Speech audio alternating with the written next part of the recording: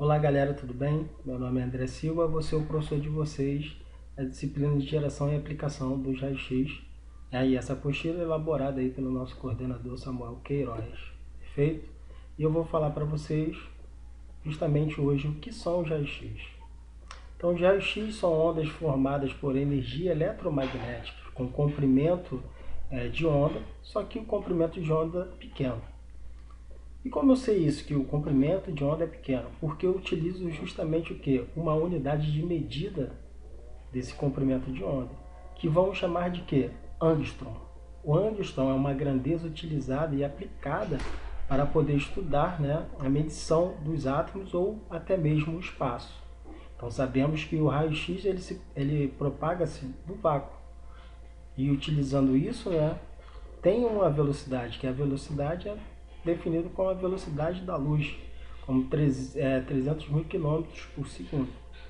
Então é muito rápido essa propagação dos raios-x, perfeito? E existe aqui, ó, como vocês podem ver, vou passar a setinha, o cálculo, né, que podemos realizar para poder saber, né, calcular a velocidade, né, dos raios-x, que é um angstrom igual a 10 menos elevado a menos 10, perfeito? M é igual, então dá o resultado aí de metros. Então aqui embaixo tem o quadradinho, ó, raio-x, gama, X, ultravioleta, visível, infravermelho, micro-ondas e rádio, que determina que através desse tipo de radiação nós temos, ó, um espaço diferente de comprimento de onda. Eu tenho do menor e eu tenho aonde vai se espaçando até aumentando, né, o comprimento dessas ondas. Então, para eu poder saber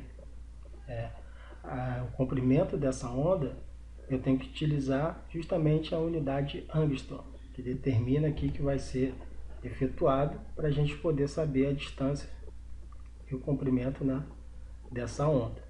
Perfeito? Então aqui a gente consegue analisar a diferença, tá, de tamanhos de onda. Show? Porém, o raio-x, né, ele possui as suas propriedades. Então nós temos a propriedade do raio-x, que é justamente o que? Que permite atravessar um objeto, são absorvidos, né, pelo objeto que atravessa, que podem produzir radiações secundárias, o corpo pela radiação ser ultrapassada aí desse objeto ou se deparar com o objeto. Pode fazer, né, fluorescer sais alvos metálicos, né, para poder ocorrer a produção de luz.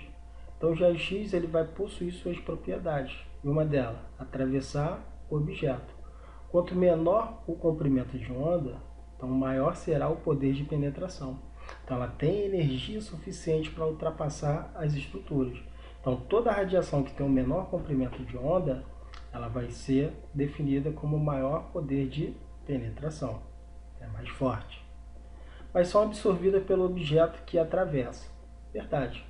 Então quer dizer que as pessoas ela têm as espessuras corporais diferentes. Um é gordo, um é magro, perfeito? E assim existem as variações corporais. Então, toda vez que a gente utiliza a radiação para realizar um exame, ocorre essa diferença de densidade, que determina o quê? A deposição do local de energia, perfeito? Leva em conta a densidade ou a espessura, perfeito, do objeto, definido para a gente, né, bem como o número atômico. Então, essas características ocorrem, né, como eu posso dizer, uma diferença de absorção de radiação. Então, toda vez que eu utilizo a radiação, ela pode ser absorvida parcialmente pelo paciente, perfeito? E outras vão ultrapassar. Então, isso é significativo. Beleza? Então, vamos lá. Podem produzir as radiações secundárias no corpo que atravessa. Show! Então, se a radiação ela interage com o corpo do paciente, parte dela fica absorvida do corpo e outra sai. Toda vez que a gente tem um contato, ou a gente realiza, na verdade, o exame com o paciente, existem as radiações secundárias, onde ela vai bater e vai se espalhar, perfeito? Então chamamos de radiação secundária, ela bate naquela objeto, na matéria a ser estudada, e parte dela sofre espalhamento, definindo assim para a gente como de radiações o quê? Secundárias que atravessam o corpo do paciente. E essa radiação, ela tem contato com os materiais, né, fluorescentes, como sais metálicos, como o sulfato de zinco, de cádmio, tungstato de cálcio e sais luminescentes, né, que a gente encontra isso justamente aonde? No chassi, para permitir a formação de luz, para sensibilizar, né, o filme radiográfico rapidamente. Então nós encontramos esses materiais fluorescentes justamente aonde? No equipamento, né, chamado de receptor de imagem, onde nós temos os ecrãs, que são telas intensificadoras que toda vez que recebe uma projeção da radiação, interage com a radiação, ela emite luz, porque tem esses componentes químicos, perfeito? Então vamos lá.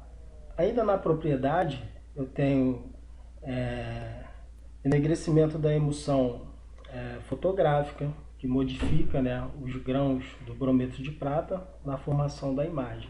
Então, o que determina isso?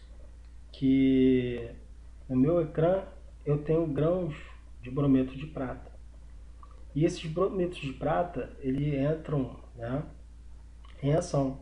Toda vez que a gente realiza uma radiografia, parte dessa radiografia ela fica escura e outra fica branca, onde tem a interação, né, a partir da emulsão daqueles sais que eu falei posteriormente, para a sensibilização da película, que ajuda, né, definir as tonalidades que vão se apresentar numa radiografia. Então, enegrecimento, né, com a emulsão fotográfica determina que eu tenho partes escuras e partes com outras intensidades através dos grãos de brometo de prata, perfeito?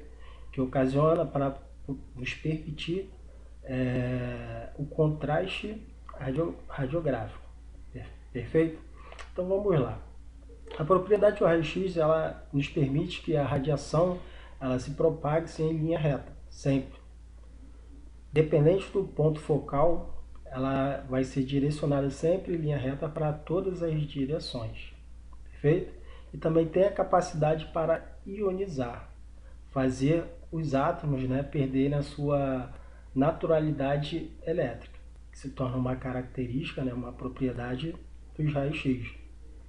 Além disso, se a gente utilizar diferentes quantidades de dose de radiação, os raios-x exercem o efeito, né, que nós chamamos de efeito biológico, que pode trazer malefício para o paciente, perfeito? Ou cliente. Então ele pode trazer tanto malefício, como também pode trazer o que? Benefício para o organismo do indivíduo ou o meio ambiente, dependendo do tipo, né, de contato que tenho com esse elemento radioativo. Então, se eu utilizo a dose de radiação e eu tiver uma quantidade de dose adequada para aquele paciente, eu vou trazer mais benefício para ele. Agora, se eu não souber fazer o cálculo adequado daquela dose de radiação, o exemplo da radioterapia, eu posso levar, né, os efeitos biológicos das radiações que vão se apresentar nesse indivíduo, como a queimadura, né, chamada de radiodermite, perfeito? Então aí, se eu sei que o raio-x ele tem que ser aplicado de forma adequada, que leve mais benefício do que malefício, eu estou de forma que utilizando a propriedade do raio-x de forma adequada, levando, né, o famoso risco e benefício, mais benefício do que risco para o indivíduo, perfeito? Então vamos lá. Então, para entender isso, sabemos que nós temos aí as noções de eletricidade aplicada à produção do raio-x, né?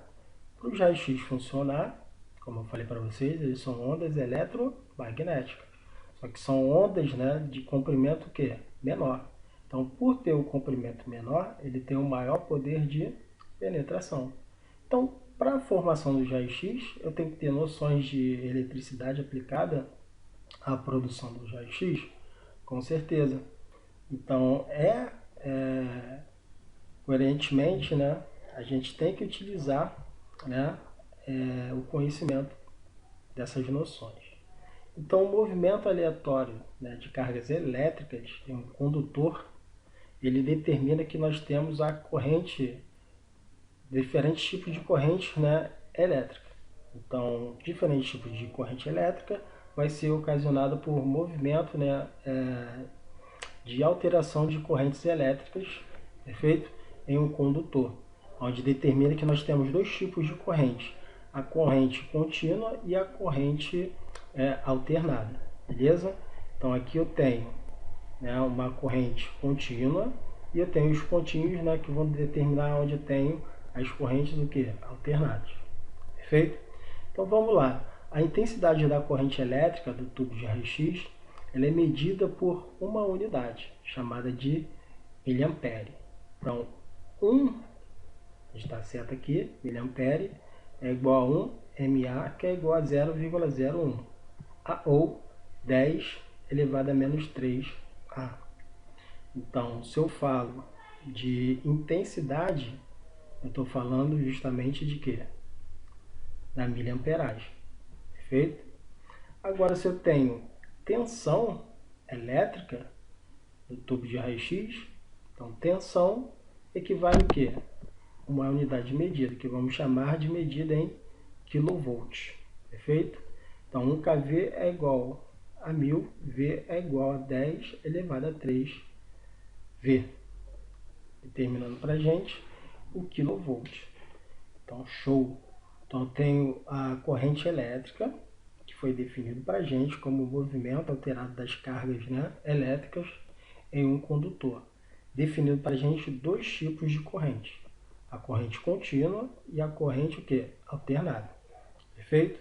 Através desses dois sentidos eu tenho a intensidade da corrente elétrica do tubo de raio-x e é medida por quem? Pelo miliampere. Além disso, eu tenho a tensão elétrica do tubo de raio-x, que é medida em kV. E eu tenho a potência do tubo de raio-x, que é medida em kW. Perfeito? Então, tenho essas medidas, né, de reconhecimento de noções de eletricidade e aplicação da produção do raio-x. Perfeito? Então, aqui nós temos a parte geradora do equipamento de raio-x, que é responsável pela geração do feixe de radiação e é composta, né, por alguns acessórios, como por exemplo, mesa de comando, né, a imagem que vocês conseguem analisar aqui. Nessa mesa de comando nós temos botões, né, fundamentais, que é ligar e desligar, corrente de entrada, né, o controle de corrente de entrada, o controle da quilovoltagem, que nós chamamos de kV, a miliamperagem, chamamos de MA, o controle do tempo de exposição, tempo de exposição é isso aí, que é medido para a gente que em segundos. Então, cada exame que a gente realiza no raio-x, ele tem um tempo de exposição, perfeito? Então, tempo de exposição, por exemplo, vou fazer uma radiografia de mão, boto kV com 42, que é a quilovoltagem, e o tempo de exposição de 0,5 segundos. Perfeito? É o tempo de exposição que vai durar aquele exame. 5 segundos, acabou a exposição. 0,2 são 2 segundos aí de tempo de exposição. Perfeito? E nós temos o controle de foco, que determina para a gente que quando a gente utiliza o raio-x, nós temos dois tipos de foco, chamado de foco fino e o outro foco grosso. Show! Mas foco fino, isso aí, é utilizado justamente uma quantidade de energia para estabelecer essa diferença de foco. Se eu utilizo até 150, né, minha corrente, meu MA, então é determinado o que? Foco fino. Se eu passo de 150 a 300, determina que eu tenha a utilização do foco grosso. Perfeito? Nós temos o comando para fundamental, né, da radioscopia ou da radiografia, que é o botão de disparo. Perfeito? Que é o verdinho. É um vermelhinho que prepara e o verdinho você dispara, tá? A exposição automática e botão de disparo que vai estar relacionado aqui pra gente, tá? Aqui eu tenho um tempo, aqui eu tenho um MA, tá? Aqui ó, MA e o KV determinando aqui pra gente, certo? Então vamos lá, ainda nesse gerações e aplicações, né? Nós temos aí o mecanismo de segurança dos equipamentos de raio-x, que é a segurança, né? Que nós temos do anodo, a segurança contra o excesso de carga, a segurança contra o excesso, né, de aquecimento dos filamentos e também o controle, né, do calor do tubo de raio-x e na cúpula. Então todos esses mecanismos de segurança, né, é fundamental, porque a gente vai trabalhar com energia e para ocorrer a produção dos raios-x nós precisamos justamente de quê? Calor. E o calor, né, nós encontramos aí no tubo de raio-x e na cúpula. Perfeito? Então automaticamente você analisa que os ambientes que tem os equipamentos de raio-x, ele tem a utilização de quem? Do ar-condicionado para poder resfriar, né, esse equipamento. Perfeito? Só que aí nós temos o sistema de emissor, né, dos raios-x, também conhecido para a gente, né, como cabeçote, que é constituído pela cúpula e o tubo de raio-x. Então você está analisando aqui, ó, o tubo, né, de raio-x, constituindo aí o sistema de emissor de raio-x. Perfeito? Tubo, também conhecido como ampola, né, dos raios-x. Ele vai ser constituído por um vidro, né, específico, né, para aguentar as altas temperaturas de exposição ao calor, chamado de vidro Pyrex. Ele vai ser lacrado e resistente ao calor. Perfeito? Então, no seu interior se faz a vácuo e se encontra em dois polos, que vamos definir em polos positivos e polos negativos. Polo negativo, chamado de catódio, e polo positivo, chamado de anodo. Perfeito? Então, dentro desse tubo de raio-x, nós temos duas partes fundamentais, catodo negativo e anodo positivo. Muito importante. Perfeito? Catodo. Ele é formado por um ou dois filamentos helicoidais, né, de tungstênio, localizado no interior, né, de um coletor eletrônico, capa, que é também conhecido para a gente como capa focalizadora, que direciona, tá, os feixes de elétron. Então eu tenho aqui, ó, o filamento, né, helicoidal, perfeito? Meio que espiral, certo? E eu tenho o coletor, né, elétrico nessa região, tá? Que nós chamamos também de capa focalizadora, onde direciona, ó, o feixe de elétron. Aqui eu tenho uma imagem maior, que é o filamento, perfeito? E eu tenho o coletor eletrônico e a capa focalizadora. E aqui outro pequenininho filamento, tá? Anodo, né? Placa metálica de tungstênio, perfeito? Também nós temos outro tipo de tungstênio, né, que é chamado de rênio, ou também molibdênio. Então são elementos fundamentais que são capazes de suportar as altas temperaturas para a produção de raios-x. Então a gente pode utilizar o tungstênio rênio ou o molibdênio, beleza? Que são materiais capazes de suportar as altas temperaturas. E eles vão possuir características, né? Na verdade, o anodo vai possuir suas características físicas. Então, o anodo, por ser constituído por esses tipos de materiais que foi citado, ele possui o que? Alto ponto de fusão, alta taxa de dissipação de calor e alto número atômico. Perfeito? Então, o número atômico, né, do tungstênio, como vocês podem ver aqui, de 74, né? Ponto de fusão 3.410, né? Mais ou menos aí 20 graus, né, de condutibilidade para a gente térmica, É muito bom para a produção de raio-x. E esse anodo, ele vai ser classificado para a gente de dois tipos, onde nós temos o tipo fixo e o tipo giratório. Perfeito? O tipo fixo, né? Corpo de cobre com um ponto focal constituído de tungstênio. O giratório, né? Ele tem o disco de tungstênio rênio fixado em seu eixo de molibdênio, perfeito, perdão, ou cobre, que gira durante a produção dos raios-x. Então, existe uma diferença, né, justamente na constituição do anodo, perfeito? O fixo sempre constituído, né, como ponto focal tungstênio, perfeito? O anodo giratório ele vai ser constituído por disco, onde ele tem tungstênio rênio, perfeito? Onde ele vai ter o molibdênio, ou cobre, tá? E ele vai permitir que gire durante a produção dos raios-x, certo? Então, característica química, o que vale que tanto o giratório tem o tungstênio rênio, o molibdênio, ele vai utilizar para a gente também se não tiver o cobre. Que são materiais, né, de condutividade térmica, que vai ser muito bom para a produção de quem? Dos raios-x. Então, eu preciso de calor para gerar quem? Os raios-x. Para dissipação de calor, são esses dois tipos. Perfeito? Anodo. Ele é definido para a gente como ponto de impacto dos elétrons, né? No anodo giratório, ele possui um nome específico chamado de pista focal. Perfeito?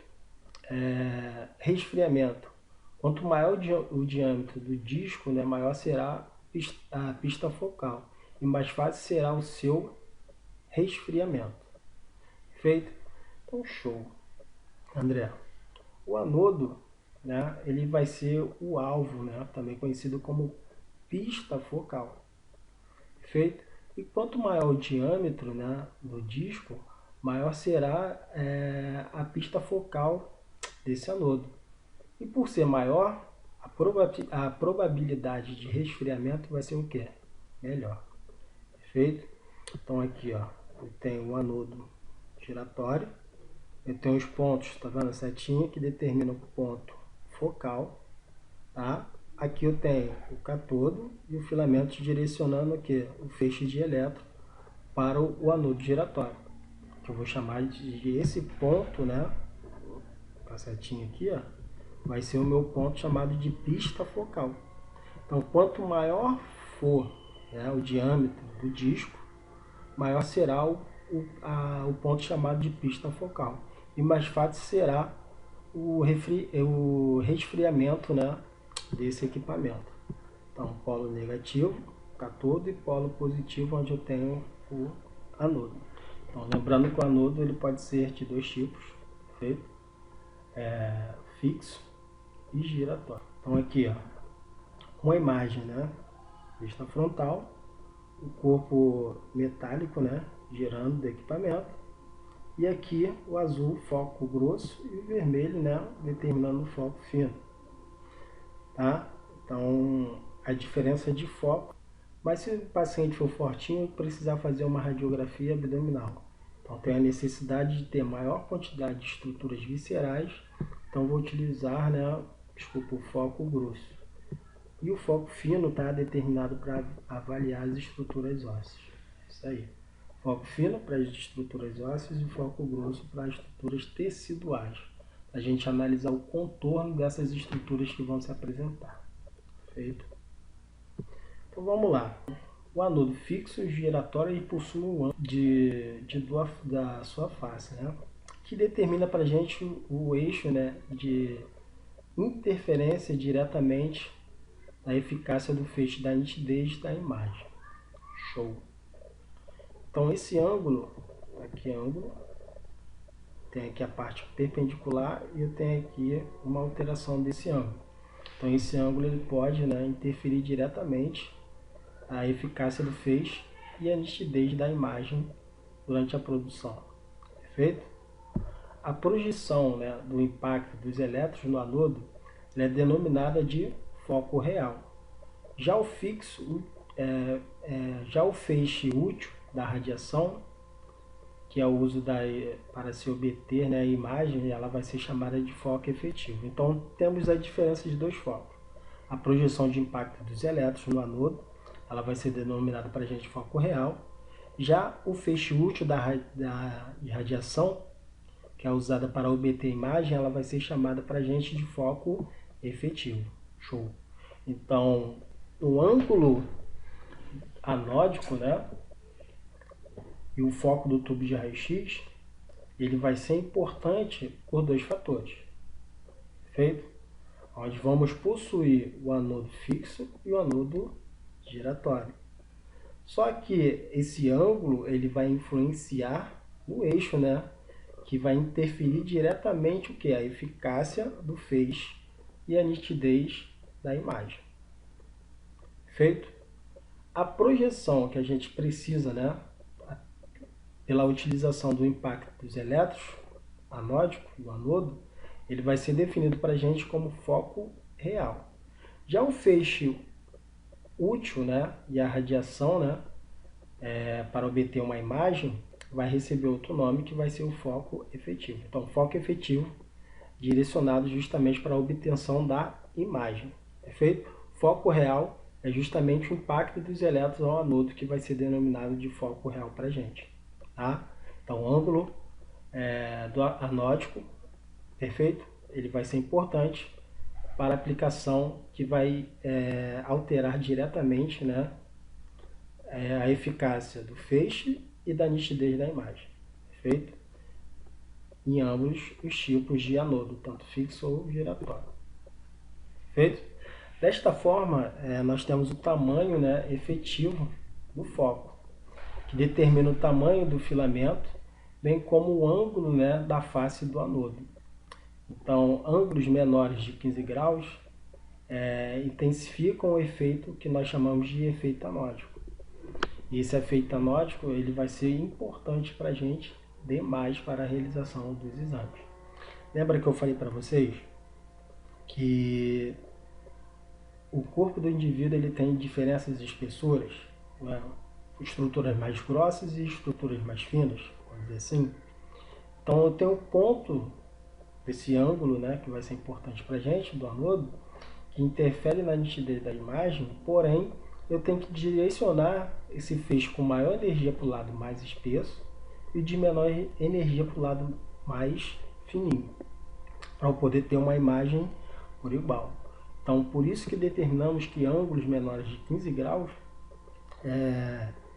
a gente tem a necessidade, né, de intensificar e chamar a utilização do nosso efeito anódico. Perfeito? Então aqui, ó, eu tenho um feixe vermelhinho, nuvens de elétron passando, interagindo aqui com o foco real. Perfeito? E aqui o foco efetivo. Aqui eu tenho a nuvem de elétron, o foco real e o foco efetivo também. E eu tenho aqui o ângulo do anódico, tá? O anódio a gente pode utilizar, que determina o que? Mais nitidez e que determina o que? Menos nitidez. Perfeito? Dessa região. Então vamos lá. O que é ponto focal real? É a área, né, de impacto dos elétrons no anodo. Então a área de impacto dos elétrons no anodo nós chamamos de foco real. O que é ponto focal efetivo? É justamente o que? A projeção do ponto focal real em direção ao filme radiográfico. Perfeito? Então, real, né, foco efetivo, é onde a gente direciona o ponto focal para ter a obtenção aí, da imagem. E o foco real, né, é a área de impacto dos elétrons no anodo. Então, para poder realizar o exame, nós temos aqui primeiro, que é o ponto focal real, que é lá no anodo, e o famoso foco efetivo, que é a projeção do foco real em direção ao filme. Então, ó, do jeito que eu estou aqui, a câmera está me pegando e está pegando a parede aqui. Então, vamos dizer que essa radiação venha, ultrapasse e pegue aqui na minha radiografia, que vai sensibilizar. Então esse é o ponto focal que efetivo. E o ponto focal real ocorre onde? Dentro da ampola, né, do raio-x. Então, se a gente fala de produção, automaticamente estamos falando de quê? Calor. Então nós temos o resfriamento, né, do anodo, que vai ser muito importante. E esse resfriamento ele evita o quê? A evaporação ou desgaste, né, do anodo, o processo efetivo por irradiação e a condução do anodo fixo por irradiação ao anodo giratório, né, do anodo giratório, que pode causar justamente desgaste, né, desses materiais. O calor, né, é absorvido pelo óleo, onde nós temos um óleozinho fazendo a proteção ali, e ajuda justamente na parte, né, de resfriamento no interior da cúpula, onde nós temos aí o tubo de raio-x. A cúpula ela pode ser definida para a gente por dois nomes, cúpula ou carcaça, perfeito? Onde nós temos aí um invólucro metálico de duplo revestimento internamente, né, utilizamos o chumbo. O tubo de raio-x imerso em um óleo, né, e posicionando em seu interior. Então, a cúpula ou carcaça, ela permite o que? De envolvimento, né, um invólucro metálico duplo com revestimento internamente, né, muito bom, com chumbo. E o tubo de raio-x ele precisa ser imerso ao óleo, posicionado no interior, né, justamente que vai ajudar no processo de resfriamento, né, desse equipamento. Então ele possui suas funções. Esse óleo vai ser muito bom. Proteção mecânica e elétrica na dissipação do calor, absorção, né, da radiação extrafocal. Ele possui, né, um orifício de vidro, né, e por meio, né, desse orifício sai o feixe de radiação que vamos chamar de janela. Então essa janela é somente para permitir a liberação dos raios-x. Show! Então a função é proteção mecânica e elétrica, né? Perfeito? Para a dissipação do calor e absorção da radiação extrafocal. Porém, a cúpula ou a carcaça, ela possui um orifício, né, de vidro, onde ele tem uma aberturinha, um orifício, né? Por meio dessa aberturinha, ele libera o feixe de radiação, que vai ser chamado de quê? Janela. O orifício é a janela que permite a passagem da radiação. Beleza? Então, ó, como a gente pode ver aqui no esqueminha, cúpula, né, ou carcaça, tudo que envolve a estrutura interna. Aqui o tubo de raio-x, perfeito? Então tem um lado negativo e tem um lado positivo. Então aqui vai ocorrer a produção das nuvens de elétron que vai se deparar, tá, com o alvo e daqui determina que essa radiação ela desça por esse orifício que nós chamamos de quê? Janela. No seu interior nós temos o óleo fazendo a parte do resfriamento, né, desse equipamento. Perfeito? Então vamos lá.